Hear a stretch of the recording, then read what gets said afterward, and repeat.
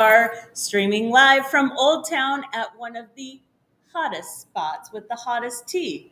You're going to find out more in just a minute.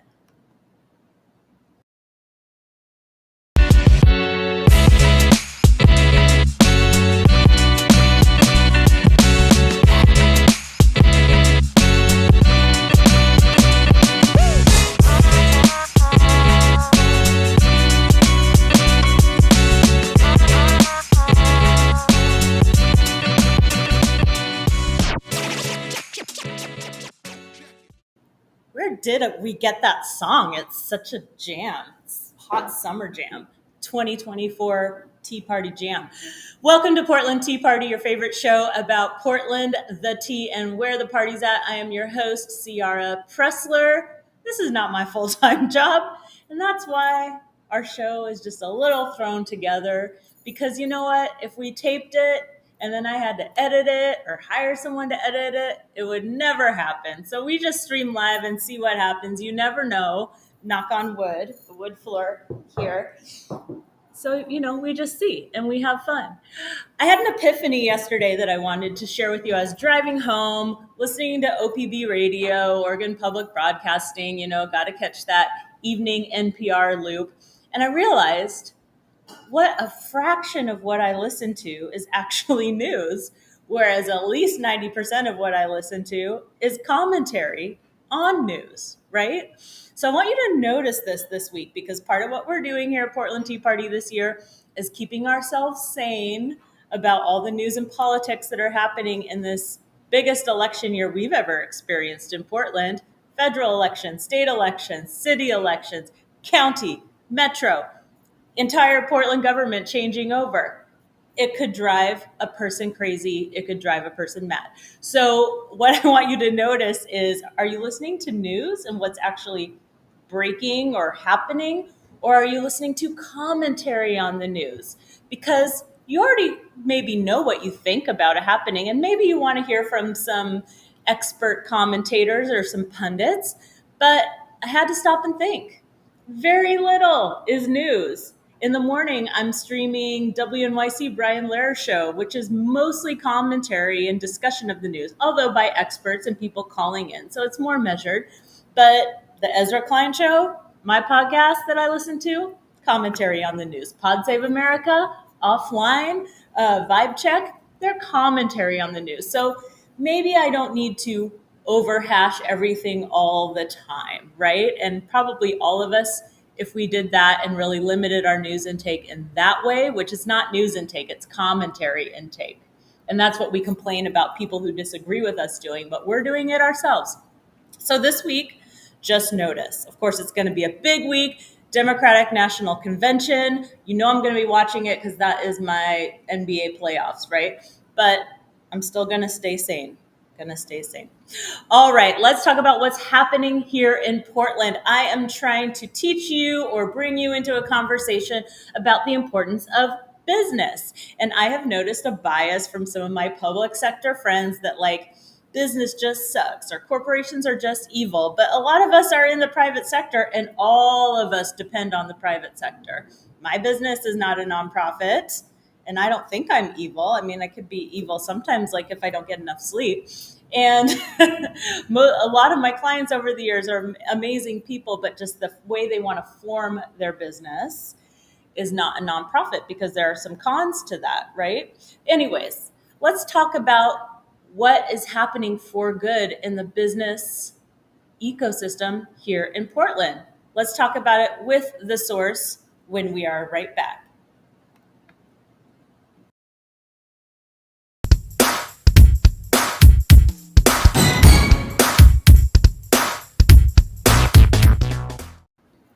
Stephen Green, you are the Alec Baldwin of this show, not in that you have misfiring guns. I was about to say, I haven't shot anyone, but I know. So we're already getting off track. But because this is the second time on Portland Tea Party and no one else has been on. We kind of always knew you were going to be the most frequent guest, right? Yeah. So tell us about your day job. Man, I've got a couple different day jobs. No, I get the pleasure of running Better Portland, a chamber formerly known as Business for Better Portland. And so I get to work with 400-ish businesses around the city, folks like yourself on my board, helping make Portland better. So we had some big news this week. We announced our rebrand, launched a new website, color treatment, tone, and voice. And so really excited to be in community. Sometimes I think organizations rebrand for no reason, but I think there was a good reason here. Can you talk about why you felt you needed to adjust the name, adjust the whole look and feel of the organization? Yeah, no, for sure. I think for us, a couple different reasons. So one, our organization's been around. I was one of the founders back in 2016, Portland Independent Chamber of Commerce. Evolved into Business for Better Portland. COVID impacted, I think, everybody, but I think especially an organization like ours, where as we took stock with our board, especially our members on the board that have been there for a number of years, and then our newer members like yourself, it was like, I love that we're around. How do I talk about us? What do we say? What do we do? What do we not do? And the exercise in going and doing a rebrand was a really great way to go and bring together our newer board members and our older board members who've had institutional knowledge and really coalesce around like, if we were starting today, what would we be? What would we talk about?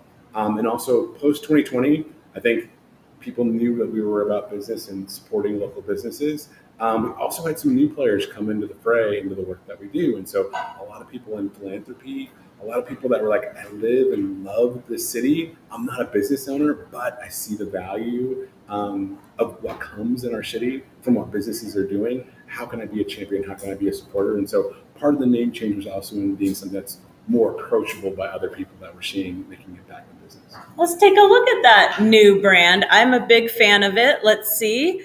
We got, all right, new web page.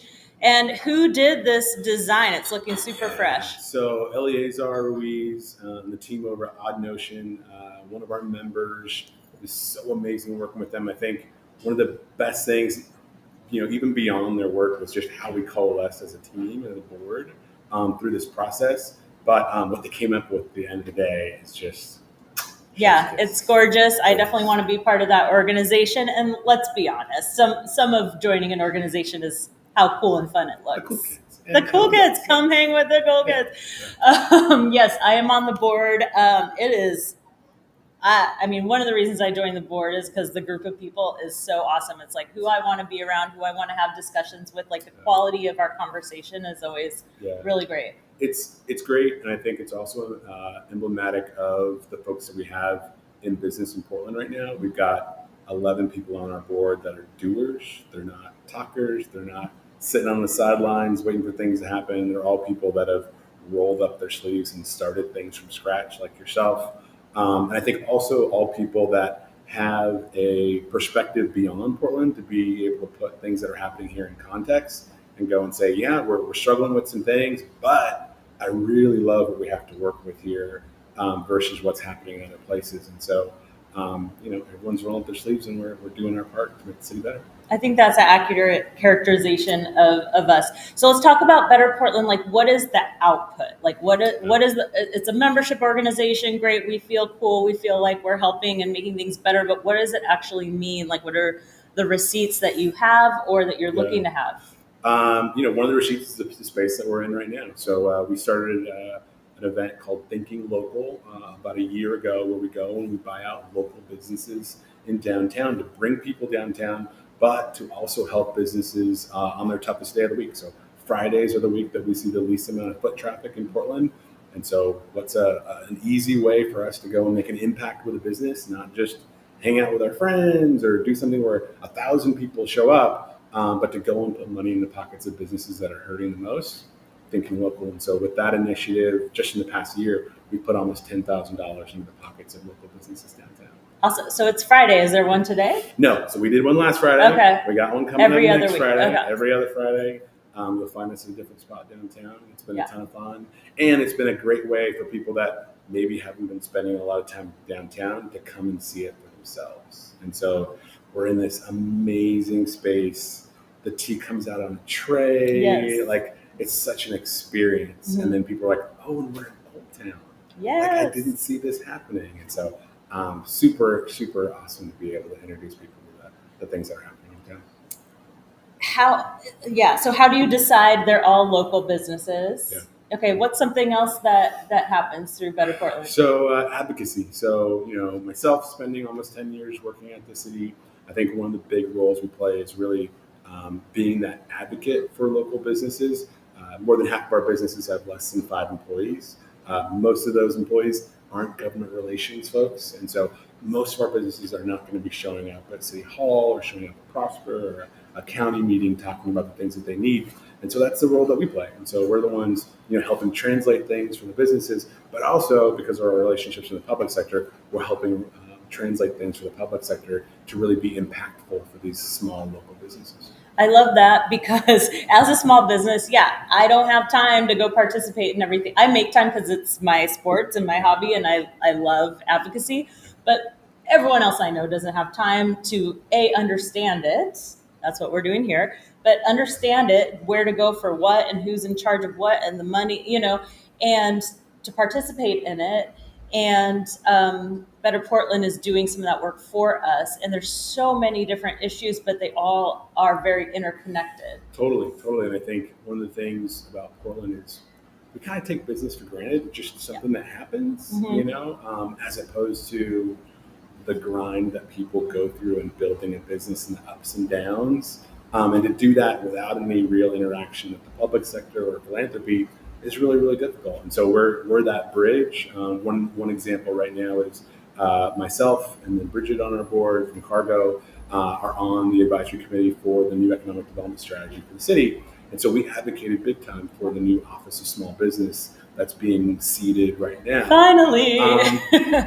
Sometimes, we say when I work in the city, sometimes something has to die 3 times before it actually gets built. So it's a Shakespearean effort, is what you're saying. Right. And so we were very focused on that in bringing the value proposition of why that's important. And for the community that we're advocating for, they're the least likely people to go and complain at City Hall or show up at a meeting. And so to go and give that voice and say, hey, this is why this is important, this is why investment's needed now, was great. And so getting some wins along the way is awesome. Yeah, and just the huddle of, our board meeting or like the event that you had on Tuesday night where you get people in the room and everyone has a different piece of information. And so just by sharing that information, we know, okay, this is the direction we might go next, or what we need to work on, or what's already being done. Yeah, and to share different perspectives. I think if you're looking at local or especially national news, it's definitely a negative perspective around some of the things happening in Portland. But there's also a flip side of that. There's some opportunities that we're not talking about. Yeah. And so while some real estate folks may be saying, oh, my portfolio is going down in value and we're not able to get the tenants that we were getting before, on the flip side, you have a lot of small businesses that are saying, wow, I've never been able to afford being in downtown. And now is finally that time where I can afford a lease, or I can finally add on to the space that I've already got and double down in the central city. And so how do we lift up those things that are happening right now that are really opportunities and good things, as opposed to just focusing on negative things? I like that. When it comes to local business, so I think it's something, like you said, we take for granted. When I have friends come and visit, or even when I just walk down one of the main business streets like Division or Hawthorne or Northwest 23rd, Northwest 13th, we have so many local businesses that were started here, owned and operated here, and most cities don't have that, or very tiny pockets of it, or dots of that. Yeah. And it's something extraordinary, and it's also something that I think could be lost very easily if we don't take proactive steps to protect it. And if you agree, what are some of those steps, for all of us, but also those of us who are inside some of the systems? Yeah. First and foremost, be a customer, right? So everything else is great, but if you're not buying people's stuff and paying full price, Pay full price, no hookup. Every day in Portland, Portlanders spend $7.2 million on food, right? So imagine if, the mayor, people like yourself came together and said, hey, this Friday, that $7.2 million, we're going to direct as much of it as possible to Foster Powell or Sellwood or women-owned businesses. Yeah. That makes a tremendous impact, and that's not new money. Yeah. And so how do we talk about those small things And then connecting the fabric of the public sector and the private sector. I think it's just a no-brainer where the public sector primarily is a reactive world versus the private sector is definitely a proactive world. How do we help the people that are waiting for someone to show up potentially at City Hall know that, like, no, it's okay to go and leave. Like, hey, how about you come and join us and go and meet with some businesses every week? And you can kind of find out the difference between what you think is happening and what you hope to be happening. With our Thinking Local series, our chief of police has joined us a number of times. Oh, it's nice. been great to see Chief Day show up and talk with business owners and get to know, what's working, what's not working, and but really hear it from the front lines from them. Yeah, and something we're learning here at Portland Tea Party too is that our leaders are overwhelmingly nice people. Like some of the ways that we don't feel like they're effective or not fast enough are systemic. It's not because they're not doing a great job or they don't want to do a great job, and they're very open to listening and talking to us. I mean, the service attitude of everyone who works in government in Oregon, to me, is extraordinary. Just try getting someone on the phone somewhere else. But I think to even just be hanging out downtown, you do run into those people and have a chance to chat with, a police officer or somebody who's in downtown Clean and Safe or a business owner, and build those relationships. Yep. And share direct information, right? And so, if you had something that wasn't working, instead of just complaining online, like go and develop a relationship with someone at BDS or the police department and be able to share, like, hey, this is how your intentions didn't match my experience. Here are some things some solutions where I think it could be better. How do we work on that together?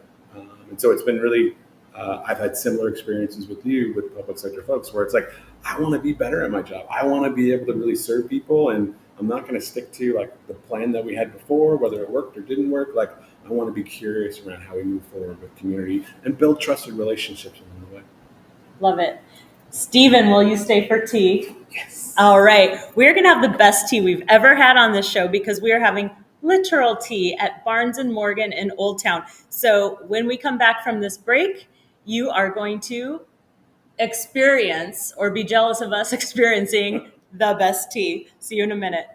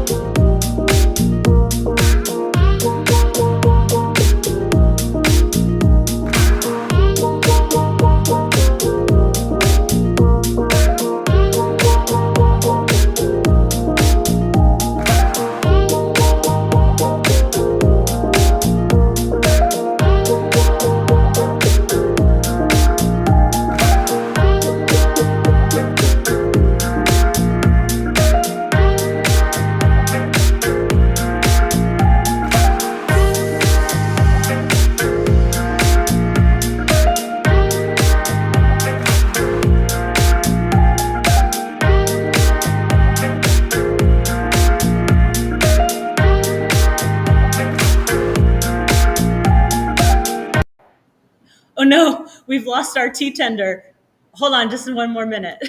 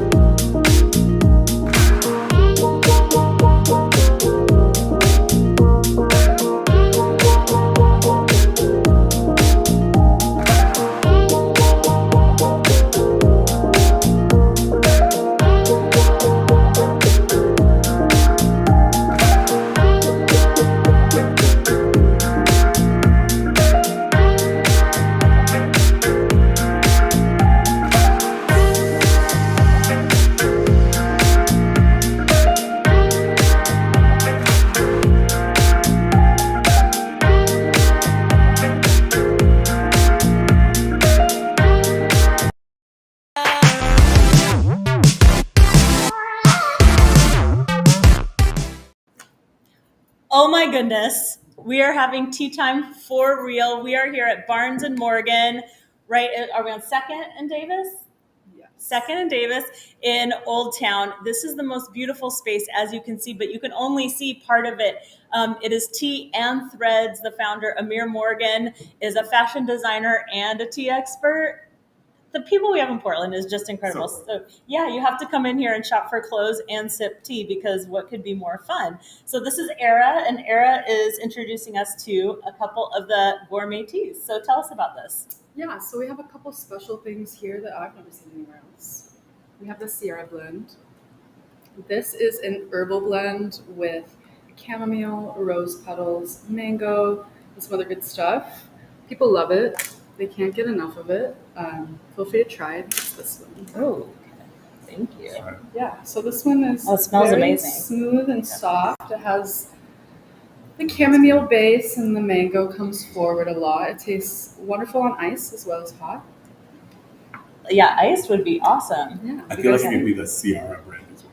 Well, thank you. I appreciate Ciara it. blend. Yes. Rebranding. I feel like a fairy princess in a meadow drinking this. That's exactly what it emulates. Perfect for all ages. You know, this is a good beginner tea for people who don't really like tea. Yeah. Because it has so much flavor to it. Yeah, I love it. Tell us about another one that you have.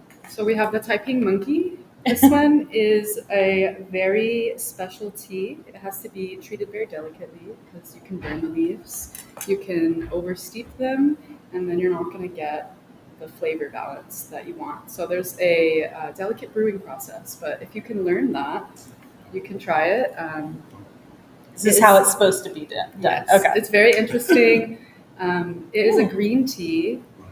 It has the first steep is going to be a lot more bitter, like you get sometimes with green tea, and then the second or third steep is going to have a really smooth finish. It's almost vegetal, kind of like spinach. Mm-hmm. And I think this one is, for the tea heads, the people that really like tea and Tea heads, I love it. Yeah. And are you a tea tender? Is that what we say? Yeah, you can call me that.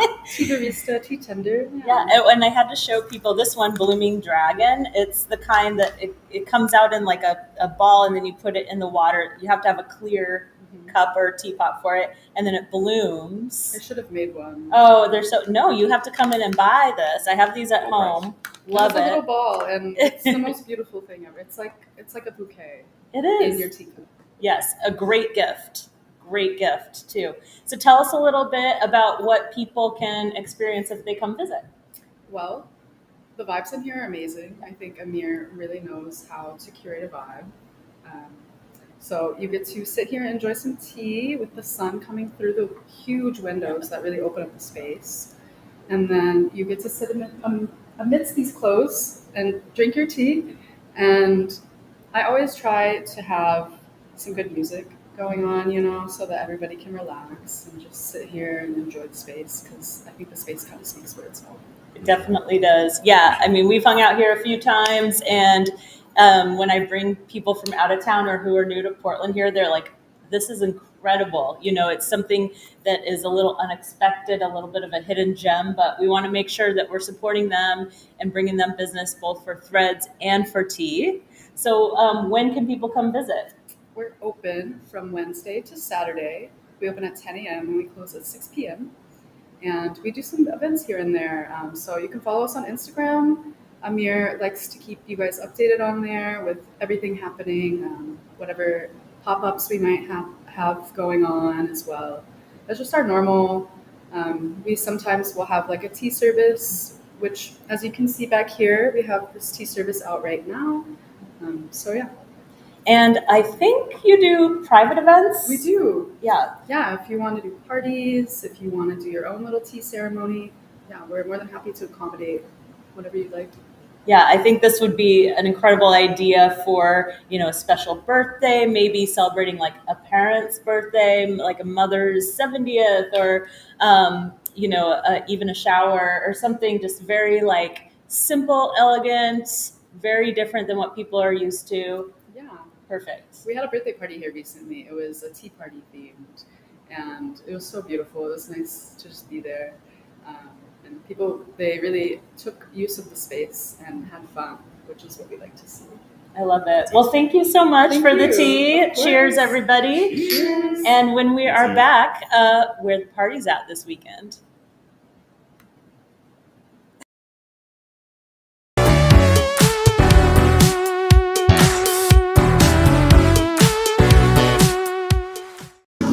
I'm like, get out of here. It's party time. You don't want to party by yourself. Well, sometimes you do. Sometimes you gotta just, I have a disco ball in my home, as you are not surprised to hear. And sometimes I just gotta light that up and spin it around and just just party every single day. All right, parties this week. I've been waiting for this one in the summer free for all series that we are absolutely loving, put on by Portland Parks and Rec. We have Hip Hop Festival Day. The information for that is in the show notes. It is on Saturday. And you know where I would like to go on Saturday? A little road trip to Hillsboro, because they are having deals and wheels events. Thrift shopping and cool cars, two of my favorite things. So that is happening out in Hillsboro this weekend, all day Saturday. Check it out. There's I think a VIP pre-hour and then the full event. It's going to be great for just seeing who shows up. All right. And then, of course, next week is the Democratic National Convention. So I do believe there are some watch parties happening. And I have a few goals that I want to tell you all about in case you can help make them happen. I would love to host a debate watch party, because I cannot watch that by myself. I'll go crazy in my house. So I would love to have a Portland Tea Party watch party for the debate. Do you have a venue where you want that to happen? Let's make it happen. I would also like to host a debate for local candidates on the kinds of questions we ask on this show. Not just what are your positions, because guess what? Everyone else is already asking about the issues. I want to talk about the real issues. Where's your favorite place to party in Portland? What's your favorite karaoke song? What's your favorite tea shop? Let's ask them these hard-hitting questions that really matter. And then, of course, let's keep making this show bigger. Subscribe, like, and all those YouTube-y things. And if you've got a platform other than YouTube where you would like to see this show or invite us to come participate, let me know. All right. Thank you for your time today. Have an excellent weekend. And remember, the more you know the game, the more you can change the game. Thank you. This